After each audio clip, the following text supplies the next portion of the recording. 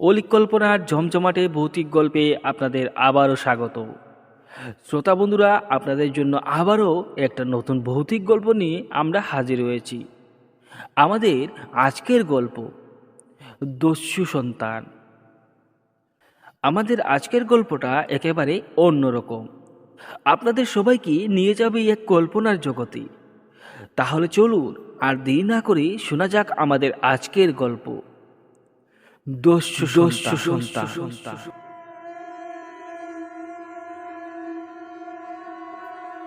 শ্যামবাবুর ছেলে আকাশ। সে ছোটবেলা থেকেই তার পরিবারের অভাব অনটন এইসব দেখেই সে বড় হয়েছে এবং সে মনে মনে একটা জিনিসই ভাবত। হে ভগবান, আমাদের এই দুর্দিন দুর্দশা কবে দূর হবে? আমি সেই ছোটবেলা থেকেই আমাদের পরিবারের সেই দুর্দশা দেখে আসছি।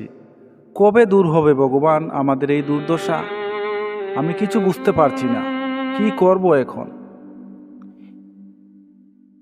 তার এই অভিযোগ প্রায় সময় সে আকাশের দিকে তাকিয়ে বলতো। এইভাবেই দিনকাল কাটছিল। তার হাতেও কোনো কাজ নেই যে সে কোনো কাজ করে তার পরিবারের আর্থিক অবস্থাটা ঠিক করবে। এই কয়েকদিন পরেই তার কানে একটা খবর আসে।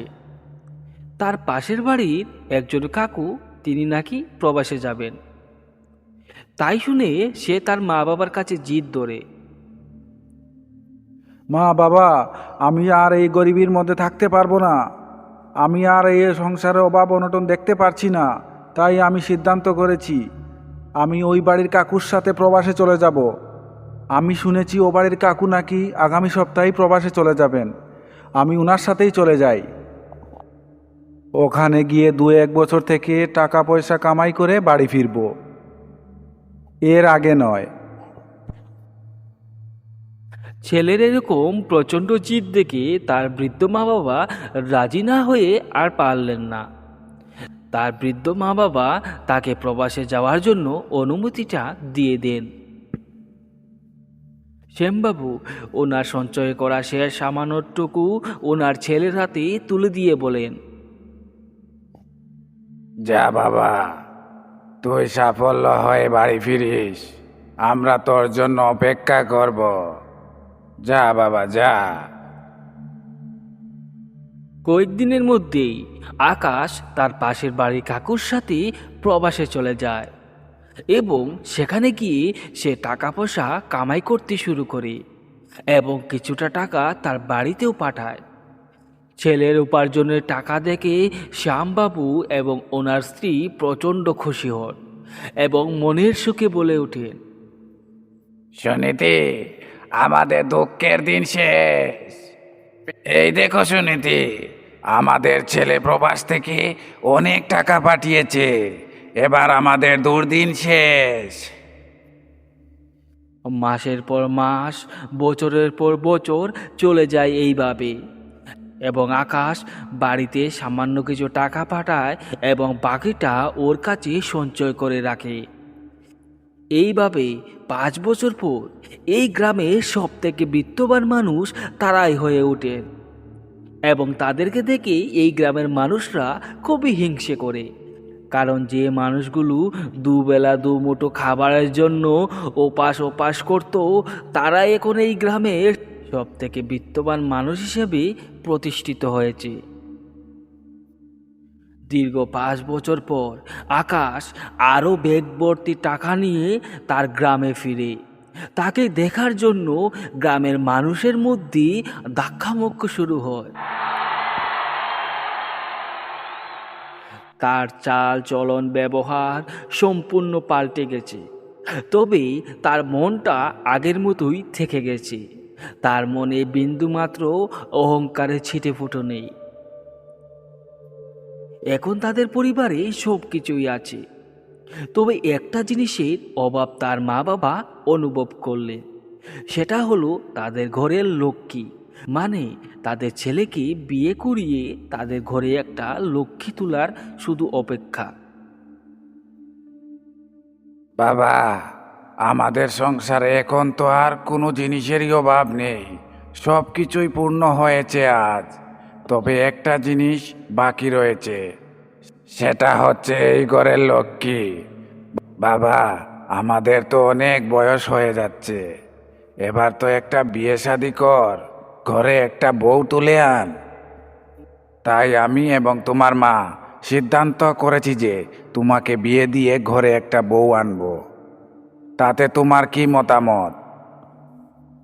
তার বাবার এইরূপ কথা শুনে সে লজ্জায় তার মাথাটা নিচের দিকে নামিয়ে নেয় এবং খুব ধিমি সুরে তার বাবাকে বলে, ঠিক আছে বাবা, তোমরা যা ভালো বুঝো তাই করো, আমি এই ব্যাপারে কিছুই বলবো না। জিমবাবু তখন বুঝে যান যে ওনার ছেলেরও এই বিষয়ে মতামত আছে, তাই তিনি আর দেরি না করে পাত্রী খোঁজার কাজটা শুরু করে দেন এবং ওনার পাশের গ্রামের একটি মেয়েকে উনি পছন্দ করেন ওনার ছেলের বউ হিসাবে এবং ওনার বাড়িতেই কথাবার্তা চালান এবং দেখতে না দেখতেই দুটি পরিবারের মধ্যে সম্পর্ক স্থাপন হয়। আকাশ সেই মেয়েটিকে বিয়ে করে তার ঘরে তুলে নিয়ে আসে।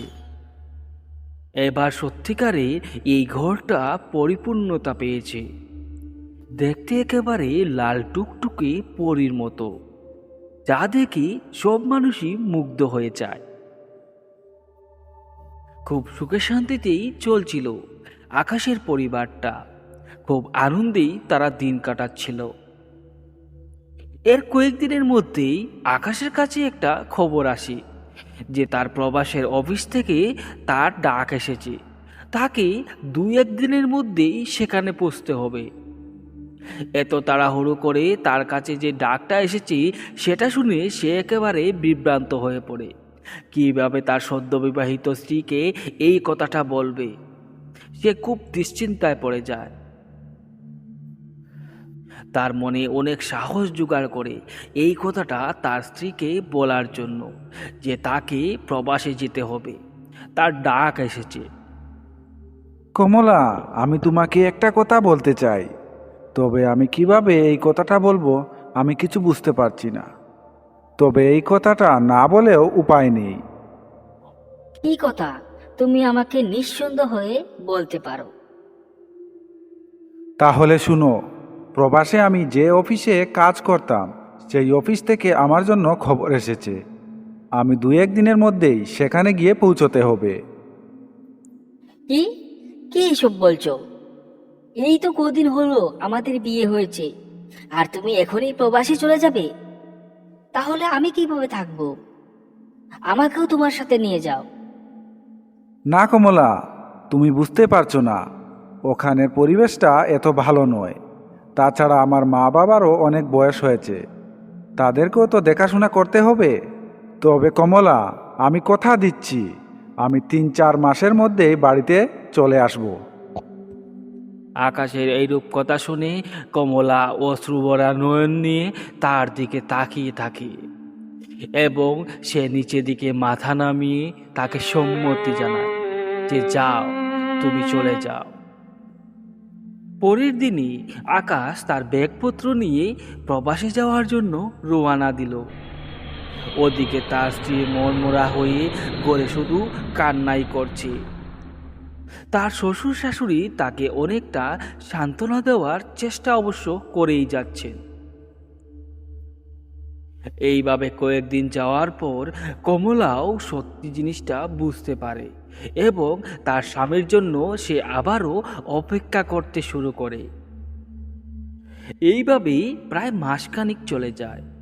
সব কিছু আবারও আগের মতো একেবারে সাধারণ হয়ে ওঠে। কমলাও বাড়িঘরের কাজকর্ম এবং শ্বশুর শাশুড়ির সেবা যত্নে তার দিন কাটিয়ে দেয়। তবে তার মনে তার স্বামীর জন্য অপেক্ষাটা থেকেই যায়। একদিন কমলা পুকুরে যায় জল আনতে। তখন একেবারে মধ্যাহ্ন সময়, মানে 12টা। সে পুকুর থেকে জল আনে এবং জল এনে সে ঘরে রাখে এবং জলটা রেখে সে যখন তার ঘরে প্রবেশ করে সে হতবাক হয়ে দাঁড়িয়ে পড়ে। একই একই দেখছি আমি। তুমি তুমি কখন এলে বাড়িতে? এই বলেই কমলা দৌড়ে গিয়ে তার স্বামীকে জড়িয়ে ধরে এবং কান্না করতে করতে বলে ওঠে, আমি তোমার জন্য কত না অপেক্ষা করেছি, রাত দিন সব কিছু এক করে আমি তোমার জন্য অপেক্ষা করেছি। আমি তোমাকে ছাড়া থাকতে একদম পারছিলাম না। ভগবান আমার ডাকটা শুনেছে। ওগো, তুমি আমাকে কথা দাও, তুমি আমাকে ছেড়ে আর কখনো যাবে না, কখনো যাবে না। না কমলা, আমি তোমাকে ছেড়ে আর কখনোই প্রবাসে যাব না, কথা দিলাম। কিন্তু তুমি এত তাড়াতাড়ি কিভাবে চলে আসলে? তুমি আমাকে বলেছিলে তুমি 4-5 মাস পর বাড়ি আসবে। তুমি কিভাবে এত তাড়াতাড়ি চলে আসলে? তখন আকাশ কৌতুক করে হেসে উঠল। আমিও তোমাকে ছেড়ে থাকতে পারছিলাম না, তাই প্রবাসে সব কাজকর্ম ফেলে তোমার কাছে চলে আসি। কথা দিচ্ছি আমি আর কখনো তোমাকে ছেড়ে যাব না, কখনো যাব না। এই বলে আকাশও তার স্ত্রীকে জড়িয়ে ধরে। তাদের পবিত্র ভালোবাসার বন্ধনটা যে এতটাই শক্তিশালী, এই দৃশ্যটা দেখলেই বোঝা যায়। এবং তারা দুজনেই একে অপরকে ভালোবাসে এবং কিছুদিনের মধ্যেই তাদের ভালোবাসার চিহ্নটা কমলার গর্ভে দেখা যায়। দেখতে না দেখতেই কমলা 9 মাসের গর্ভবতী হয়ে যায় এবং তার এক ঘর আলো করে নতুন সন্তানের জন্ম দেওয়ার সময় চলে আসে। তাদের পরিবার খুব খুশি। তাদের ঘর আলো করে এক নতুন অতিথি আসতে চলেছে। তবে তারা কি জানতো সেই অতিথিটা তাদের ঘরটা আলো করবে না অন্ধকার করবে? এবং শেষে একদিন কমলার প্রসব বেদনা ওঠে এবং সে চিৎকার চেঁচামেচি করতে শুরু করে। তাকে কোনো বৈদ্যর কাছে নিয়ে যাবে এমনও সময় নেই। আকাশ দৌড়ে এক বৈদ্যর কাছে যায়, কিন্তু তার আগেই তার ঘর আলো করে এক বাচ্চার জন্ম দিয়ে তার স্ত্রী কমলা। তবে বাচ্চাটা বাকি সব বাচ্চাদের থেকে একেবারে অন্যরকম।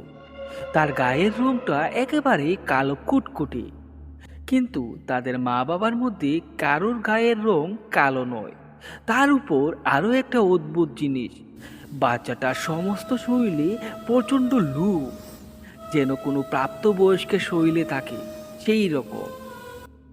বাচ্চাটার আরও একটা অদ্ভুত জিনিস তার ঘরের লোকজন দেখতে পায়। সেই বাচ্চাটা একবারের জন্য কান্না করল না, সে শুধু কিলকিলিয়ে হেসেই যাচ্ছে। বড় অদ্ভুত দৃশ্য। আকাশ তার সাথে বৈদ্যকে নিয়ে এসে দেখে যে তার ঘর আলো করে তার বাচ্চার জন্ম হয়ে গেছে এবং তার মার কুলিয়ে রয়েছে সেই বাচ্চাটা। তবে এইসব ছোটোখাটো জিনিসের উপর তার দাদু এবং দিদা লক্ষ্য না দিয়ে তারা প্রচণ্ড খুশি এই বাচ্চাটাকে নিয়ে। হে ঈশ্বর, তুমি আমাদেরকে এইভাবেই দেখো, আমাদের সংসারে যাতে কারো কুদৃষ্টি আর নজর না লাগে, তুমি সেটা দেখো ভগবান। দেখতে না দেখতেই আরও একটা মাস চলে যায় এবং সেই বাচ্চাটাও সাধারণ বাচ্চা থেকে একটু তাড়াতাড়ি বড় হচ্ছিল। তবে এইসব জিনিসে তারা একেবারেই লক্ষ্য দিল না।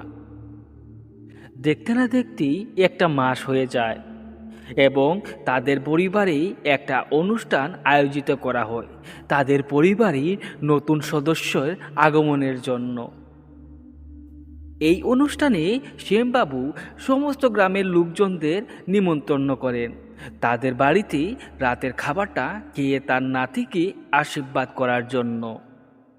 এবং ওনার নিমন্ত্রণ মতো গ্রামের সব লোক তার বাড়িতে চলে আসে।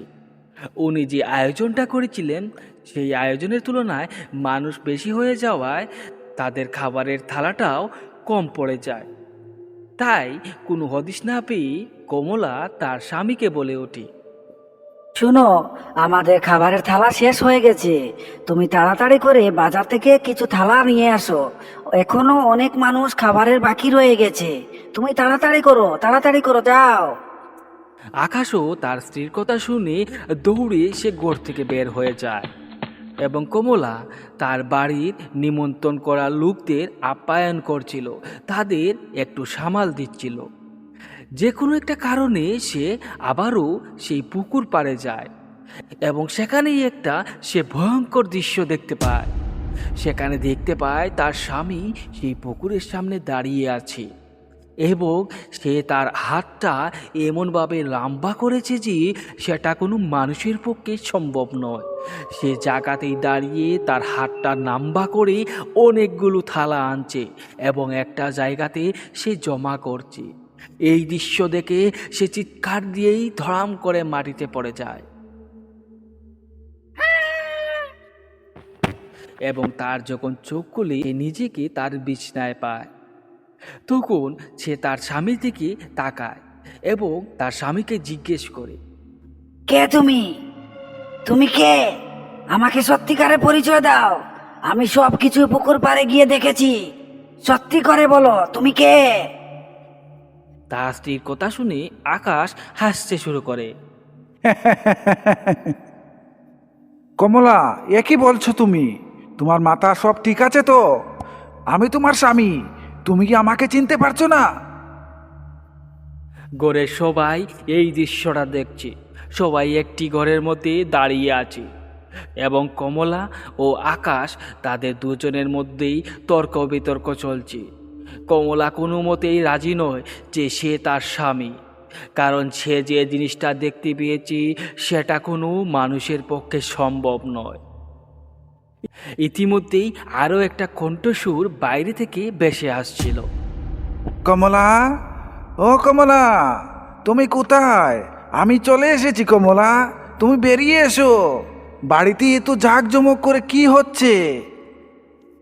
এই বলতে বলতে আরও একটা পুরুষ সেই ঘরের মধ্যে প্রবেশ করে এবং সেই পুরুষটা দেখা মাত্রই সবাই চিৎকার করে ওঠে। একই দৃশ্য, সেই পুরুষটা আর কেউ নয়, আকাশ। সে বিদেশ থেকে ঘরে ফিরেছে। এবার এক বিভ্রান্তিকর পরিস্থিতির সৃষ্টি হয়েছে এই ঘরে।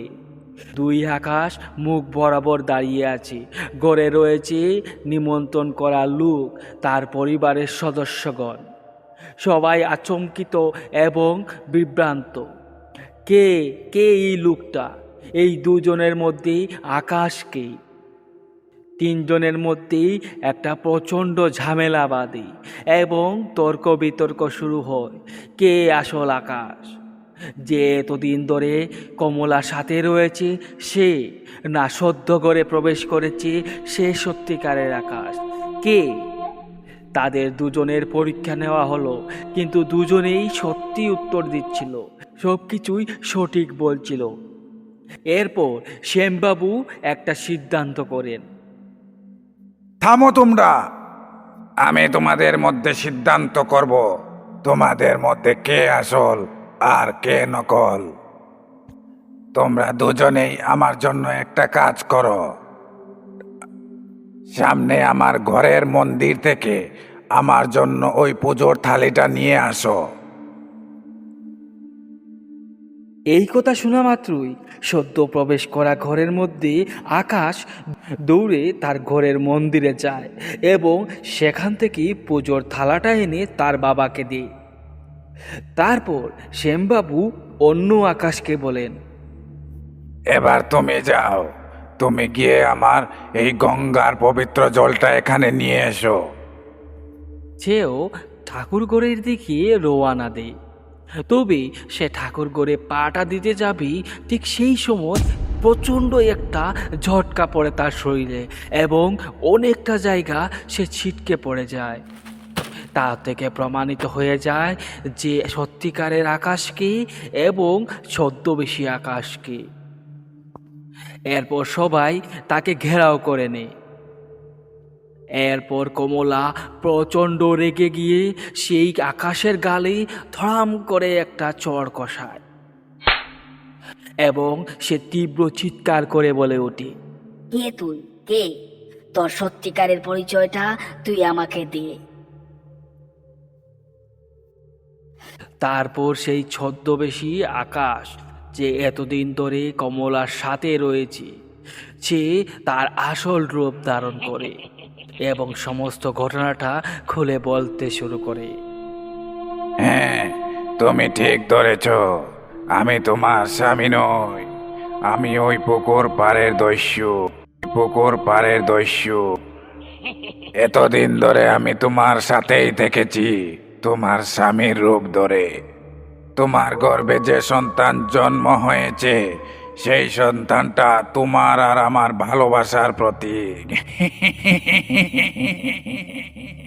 তোমার মনে পড়ে কমলা, তুমি একদিন দুপুরবেলা সেই পুকুর ঘাটে গিয়েছিলে।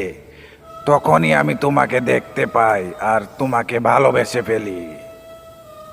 তারপর আমি তোমার পিছু পিছু তোমার ঘরে চলে আসি আর তোমার সাথে থাকার জন্য তোমার স্বামীর ছদ্মবেশ ধারণ করি। কমলা, আমি তোমাকে অনেক ভালোবাসি।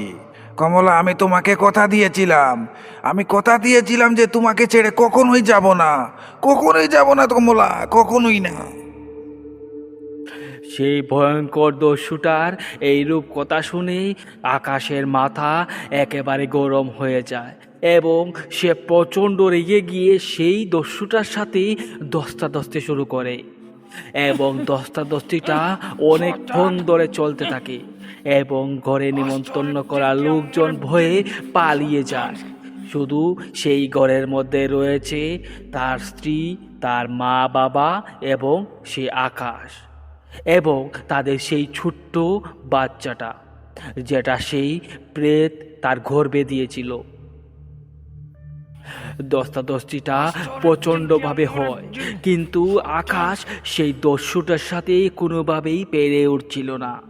তাদের পরিবারের কেউই সেই দস্যুটার সাথে পেরে উঠছিল না। সে যেন সময়ের সাথে সাথে আরো শক্তিশালী হয়ে উঠছে। ঠিক সেই সময় আকাশ একেবারে রক্তলুহান হয়ে পড়ে এবং তার ঘরের বাকি সদস্যরাও। তার স্ত্রী কমলা দেবী যখন সেই দস্যুটাকে থামাতে যায়, তাকেও সে ধাক্কা দেয় এবং সে এক ধাক্কায় দেওয়ালে মাথা ঠেকায় এবং তার মাথা থেকে প্রচণ্ড রক্ত পড়তে শুরু করে। ঠিক সেই সময় সেই অদ্ভুত বাচ্চাটা নিজে থেকেই দাঁড়িয়ে পড়ে এবং সে এবার তার প্রতিপক্ষ হয়ে দাঁড়ায় তার জন্ম দেওয়া বাবার উপর। এবং সেই বাচ্চাটা তীব্র হুঙ্কার করে তার আয়তন বড় করে নেয় এবং সেও চিৎকার করে বলে ওঠে, তুই আমাকে জন্ম দিয়েছিস, কিন্তু তোর কোনো অধিকার নেই আমার মায়ের গায়ে হাত তোলার। তুই আজ আমার মায়ের শরীর থেকে রক্ত বের করেছিস, আমি তোকে ছাড়বো না। এই বলেই সেই বাচ্চাটা সেই দস্যুটার সাথেই ধস্তাধস্তি করতে শুরু করে এবং ধস্তাধস্তিটা এতটাই হয়ে যায় যে সেই বাচ্চাটা দস্যুটাকে হার মানায় এবং তাকে অনেক দূরে ছুঁড়ে ফেলে দেয়। এবং এই সব কিছু হওয়ার পর সেই বাচ্চাটা তার মাকে বলে ওঠে, মা, তুমি আমার মা, আমি তোমার গর্ভ থেকে জন্ম নিয়েছি।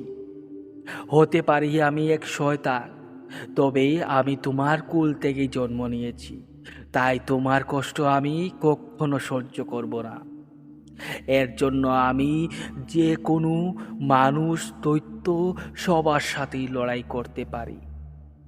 তবে মা, আমি তোমার এই কুলে আর থাকতে পারবো না, কারণ আমাকে যেতেই হবে। তবে মা, খেয়াল রেখো, যেদিনই তোমার প্রয়োজন পড়বে তোমার এই সন্তান তোমার পাশে থাকবে। এই বলে সেই ছোট্ট বাচ্চাটা শূন্যে মিলে যায়। আপনারা এতক্ষণ শুনছিলেন আমাদের আজকের গল্প দস্যু সন্তান। আমাদের গল্পটা যদি আপনাদের ভালো লাগে তাহলে অবশ্যই আমাদের ইউটিউব চ্যানেলটাকে সাবস্ক্রাইব এবং ভিডিওটিকে লাইক করে যেতে ভুলবেন না। দেখা হচ্ছে আবার কোনো নতুন ভৌতিক গল্পে। ততক্ষণের জন্য সবাইকে শুভরাত্রি।